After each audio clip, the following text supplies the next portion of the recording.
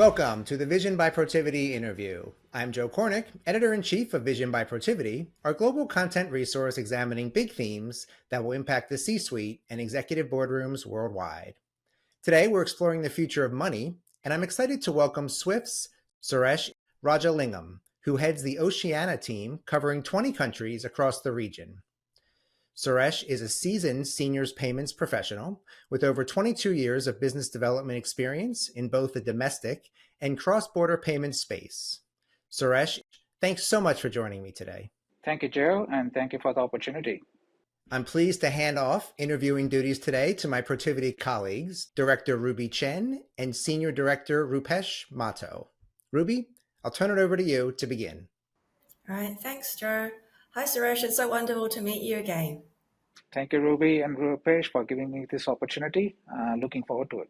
How does the rapid pace of technology changes, such as developments in blockchain and distributed ledger technology, open banking, etc., impact SWIFT and its traditional service model? And along those same lines, how do you see that model evolving over the next decade and even beyond? How do you stay ahead of the changes? So, Ruby, as you know, SWIFT plays a significant role in the space of cross-border payments as well as in domestic payments. So, just looking at the cross-border payment space, it has come a long way in the last few years, thanks to recent improvements. They are now faster than ever and with more transparency and less friction. So it is an evolving space. And our vision, which is Swift's vision here, is payments to be instant and frictionless from account to account anywhere in the world. Because that is our strategy now and over the next 3 to 5 years. One of the initial stepping stones, which we launched around in 2016, actually, was Swift GPI, that is Swift Global Payments Innovation, actually, which brought speed, transparency, and traceability to cross-border payments. And we are now bringing this vision closer to life with our new transaction management platform. We are actually completely reimagining how transactions flow around the world, making it possible for banks to seamlessly work together so that every payment can flow faster and further. It is all powered by Transaction Manager, which provides a centralized view of transaction data so that all participants can access it simultaneously in real time. It's a foundation that we can all build on and one that opens up to a whole world of possibilities. In parallel, we are also seeing growing interest in blockchain, CBDCs, and tokenized assets.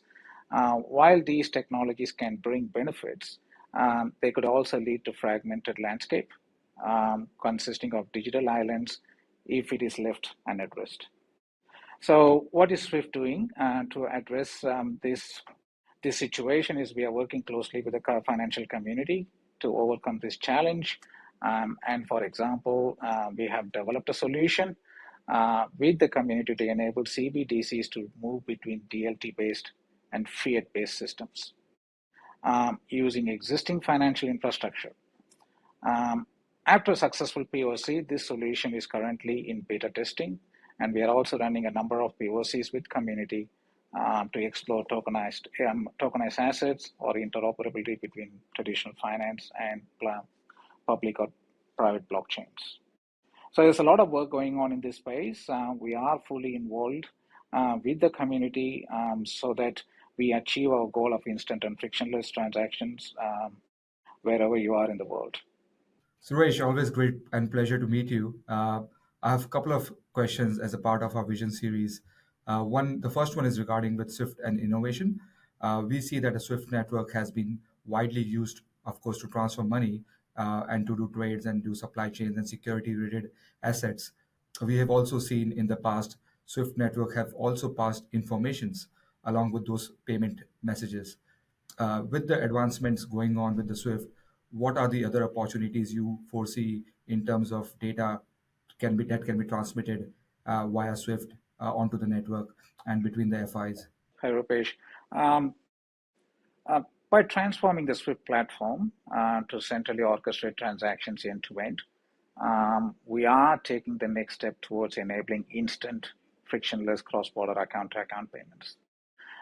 This way, making payments and performing the necessary compliance checks becomes faster, more efficient, and more cost effective without compromising on security, because Swift is built on trust and security. Okay, we are not compromising any of those factors. Improved data quality, advanced analytics and insights, the new value-added services all become possible, leading to new and exciting customer experience. The recent migration to ISO 20022 standards is fundamental to these aspects. So that is why we are doing the migration of ISO 20022 from traditional fin message standards. As the platform is developed over the next couple of years, we will continue to roll out planned new functionalities for our services, including GPI and financial crime compliance, avoiding major migrations. These services will provide the building blocks to the transaction management capabilities of our platform.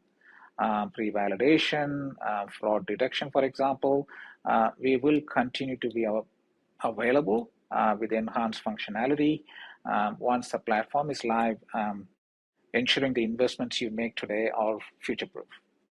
So this is our strategy for the next 2 to 3 years, and it is well on its way to be delivered successfully. That's great. Thanks, Suresh. So when it comes to the payment ecosystem, Swift has been emphasizing the importance of frictionless payments, as you just mentioned. So what are some leading technologies, operating models, or even new ways of working you've seen that are effective in the current payment ecosystem that you think will continue to be effective in the future? When we launched Swift GPI in 2016, 2017 with our community, we looked at removing friction. Okay, so that was the ultimate goal for high-value payments, cross-border payments especially. More recently, we are based on the success of GPI, which has been in place for the last 6 years. The adoption has been fantastic. We have launched Swift Go, a new initiative to bring the same standard to low-value cross-border payments. The solution enables consumers and small to medium enterprises customers to send quick and easy cross-border payments straight from their bank account with ease and without friction. On top of this, SwiftCo also provides greater transparency for SMEs and consumer customers, and each time money is sent abroad, the customer will know exactly how much the fees and how much it will cost upfront. Furthermore, sending banks can fully customize their front end to offer an easy and intuitive payments experience while also having the unrivaled reach of Swift's community at their fingers. It's all about customer experience. What can we do to improve customer experience in the world of cross-border payments? That's one aspect. One of the key aspects of in cross-border payments is friction. Okay, as a whole, friction in the cross-border payment is costing the industry around $2 billion every year, affecting more than 700 million transactions. What are these frictions? To be honest, most of these frictions are a result of avoidable errors when creating a transaction, such as typos or formatting errors. So what Swift is doing there, we are using using API technology to validate key informations before a payment is sent. Okay, so because when a payment message or a payment transaction is created, we want the sender to validate the data in that message before a payment is sent. In this case, we are reducing the friction in cross-border payments. Before sending a payment, banks can use Swift's pre-validation service to check the validity of beneficiary account by comparing it against the vast library of transaction data Swift is providing to the community. The other aspect at the moment, the key friction is actually the exceptions in investigations. Okay, so many cross-border payments now are held up by exceptions in investigations as they travel globally. When delays happen, such as payment being flagged as potentially fraudulent or has incorrect information, Swift does have a solution called case management, which ensures issues can be fixed quickly. it's actually made up of two services. One is called stop and recall.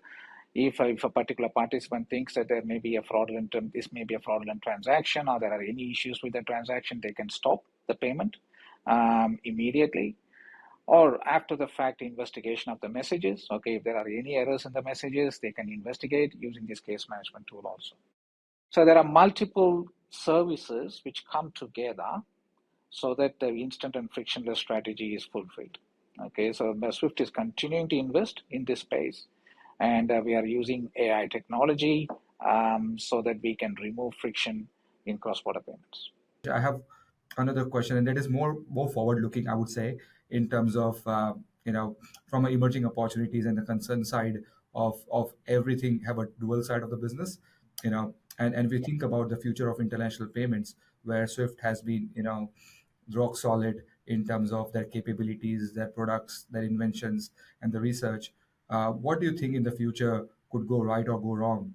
And where do you see your most opportunities in the international payment space? And what are the concerns you think we should be addressing the most or at the foremost when we delve into the journey? To be honest, the future is bright for international payments, but only if we avoid fragmentation. Okay, so we as a community need to come together, okay, to create an ecosystem which talks to each other in a standardized way. Okay, so as innovation continues, it is important for financial institutions to consider the interoperability of how their platforms can collaborate with other markets. Otherwise, digital islands might appear. So that means it adds fragmentation. So in the world of payment, I'm just generally talking about transactions rather than just talking about payments. You're talking about securities, you talk about trade, FX. If there are fragmentations created and if they don't talk to each other, then the aspect of interoperability is taken out. Okay. So it is very important for the community to put their heads together, create an ecosystem which talks to each other in a standardized way. So things can go right only if that interoperability and the interlinking works together. So that is where Swift comes into picture. Okay, we are concentrating in this space because, as you know, we are fundamentally a standards organization. Within the financial communities, our objective is to standardize and interlink all these diversified platforms. No matter what technology it is built on, it could be built on any DLT or a blockchain technology. But Swift's objective is to interlink these multiple technology platforms to talk to each other in a standardized, seamless way. If you could try to think of the world of international payments and Swift in 2030, 2035, or even beyond, what do you see? Any bold predictions? Good question. Predicting the exact state of international payments in 10 years is challenging. But trends suggest that there's increased digitization, technology like blockchain integration and faster cross-border payments and enhanced security measures are actually growing. This is the current trend. Digital currencies might also play a larger role in cross-border payments, although regulatory hurdles could impact their adoption. So overall, a more efficient and interconnected global payment ecosystem is what we predict over the 10 years or so. But for Swift, the strategy is about next 2 to 3 years. What are we going to do? Okay, so how do we remove friction in the payment space? So we are basically fundamentally transforming the payments and securities processing to help our customers to navigate complex challenges and they face and remain prepared well into the future. The development of Transaction Manager as a platform is going to go a long way, and we are set to deliver on an exciting strategic roadmap and with our global community that will expand Swift capabilities for the next 2 to 3 years. Thanks so much, Suresh, for those excellent insights. Rupesh and I really enjoyed our conversation today. Thank you, Ruby and Rupesh, for excellent questions. I also thank Protiviti for giving me this opportunity. Now back to you, Joe. Thanks, Ruby, Rupesh, and Suresh. And thank you for watching the Vision by Protiviti interview. I'm Joe Cornick. We'll see you next time.